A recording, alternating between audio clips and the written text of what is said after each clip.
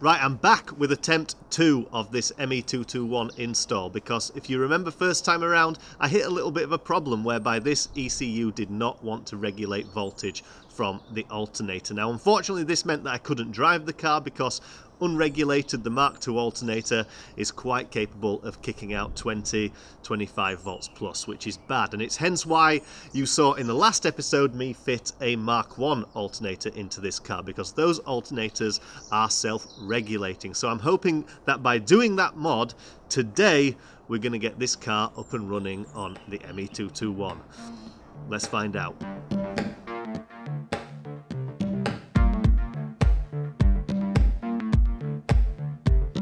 Right, so the first job is to repeat the entire process from episode 7 and 8 of this series, which to summarise is basically stock ECU out, ME221 in, the wideband sensor's got to go in, the AFR gauge has got to go in, it all needs wiring up and plugging in, and then I need to connect the laptop up to the ECU. So it's going to be a hell of a lot quicker if I can do this without having to film it all. So if you really want to see that process again, I'll put a link above my head right now. Check that out if you want. If not, I'll see you back here in a moment. Okay, everything is installed, it's wired back up and it's plugged back in, and I really hope this is going to work this time, because if I have to do all that again, honestly, I'm going to cry. So I've got the laptop plugged into the ECU and I'm about to switch on the ignition.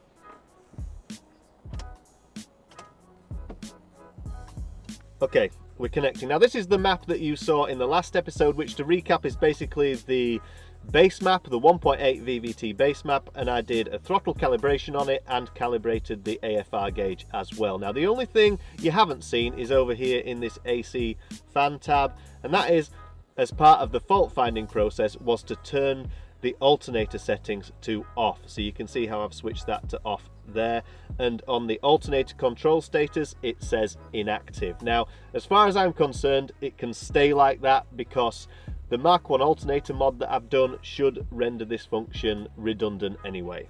So that is what I'm working with. Right, let's start this car and see if our voltages stay in check.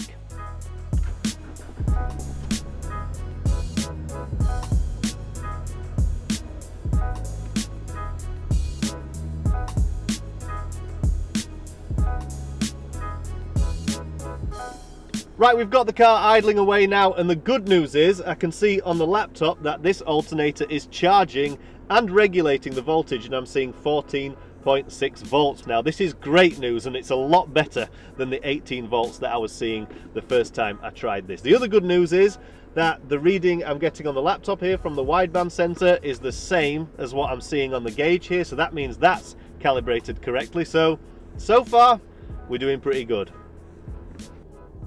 Right, so what next? Test drive? Well, yeah, I guess as this is pretty much a standard car on an OEM base map, it should be pretty safe. But before I do it, I want to activate one pretty powerful function within this ECU software, and that is the auto tune. Right, so we're here in Mighty, and I need to go over to the Lambda tab up at the top here to activate this thing. So over here, I just want to say from the get-go, I've done quite a bit of research into this feature, both on Motorsport Electronics website and forums, just to gain a better understanding of it and get to the point where I feel confident in using it, because there are quite a few parameters you need to set for this to work. So I've gone through this base map, and I think, as far as I can tell, there's only two things I need to change here. And the first of these is down here on this WB LTT table, because all of these cells I need to change to 1. So I'm going to highlight all of these cells,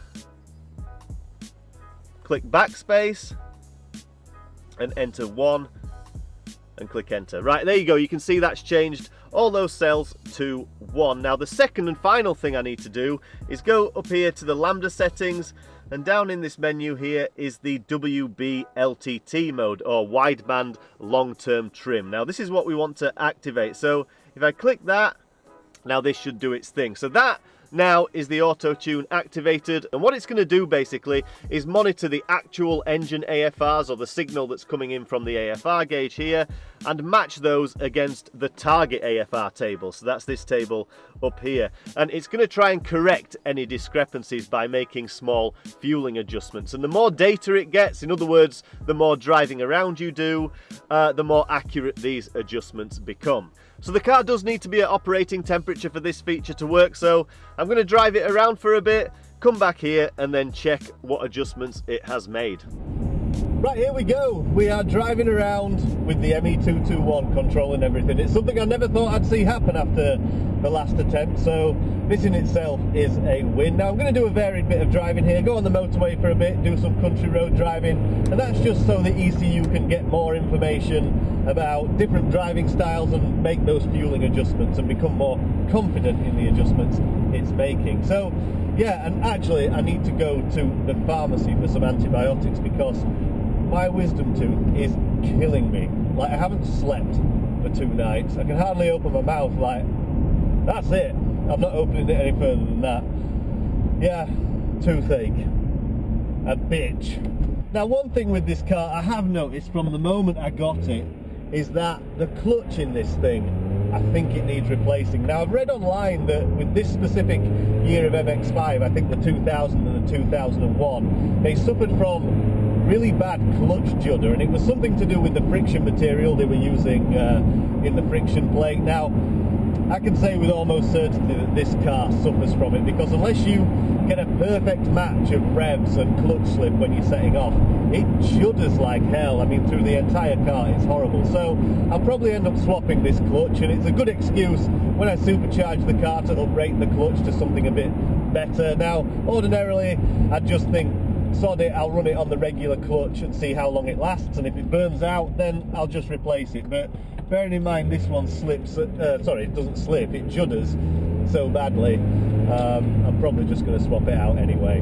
So we're driving around here, and I've got to say everything feels pretty normal, which is, I suppose, a good thing. I'm seeing 14.6 on the AFR gauge here, just cruising around as normal. I mean, this gives me confidence in this ECU after last attempt, so it's all good. Well, one thing I have noticed is that the immobilizer light is constantly flashing at me. Now, I did speak to Alex Hickson about this, that remote tuner, and he said this is perfectly normal. This is what happens when you put an ME221 in this car. So I'm probably in a future episode going to pull out this instrument cluster and remove that bulb, because that is annoying. Alright, we're nearly back home. Good, because it's getting dark, so I'm going to get this back on the driveway, plug the laptop in, and then check out these fueling adjustments. Well, that was the plan anyway, but by the time I got the car onto the driveway last night and got everything set up, it was just too dark to film anything. So I've waited, it's the day after now, and I can see what I'm doing again, so let's check this out. Right, I've got the laptop plugged back in, and we should be able to see some adjustments over here on the WB LTT table. So as I was driving around yesterday, you can see that, yep, it's made some adjustments to some of these cells here. So that's great. And like I said before, the more driving around I do, the more information it gets, the more confident it becomes in these fueling adjustments. And right next to it, you'll see the WB LTT confidence table. So that shows exactly that, how confident the ECU is in those adjustments. And you can clearly see some of the cells still display 0. That means I've obviously never spent any time driving at that RPM or load. So if I do, obviously it'll start to fill out those cells as well. So that is a great little feature. I'm going to keep that active for now. Now, I just want to quickly point out that this is not considered to be a full tune. So anyone thinking they can just boot this up, drive around instead of going to a rolling road or getting a remote tune, you're going to be a little bit disappointed, I'm sorry to say. This is basically just fine tuning to reach target AFRs, which is great for keeping the engine running safely and efficiently. But as far as getting most power from the engine, there's a lot more things to consider. Things like ignition timing, boost if you're going forced induction, etc, etc, and this is best left to an experienced tuner.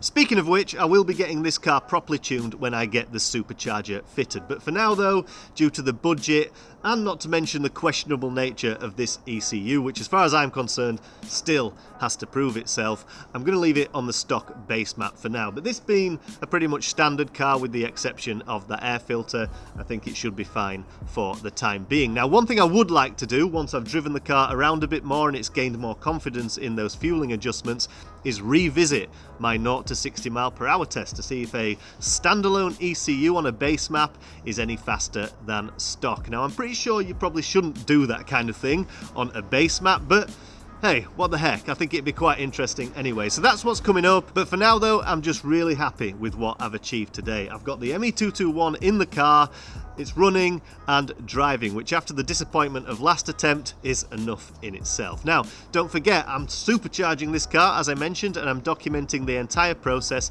here on this channel. So if that sounds like something you'd be interested in, don't forget to subscribe to stay up to date with any future videos. Thanks, and I'll see you in the next episode.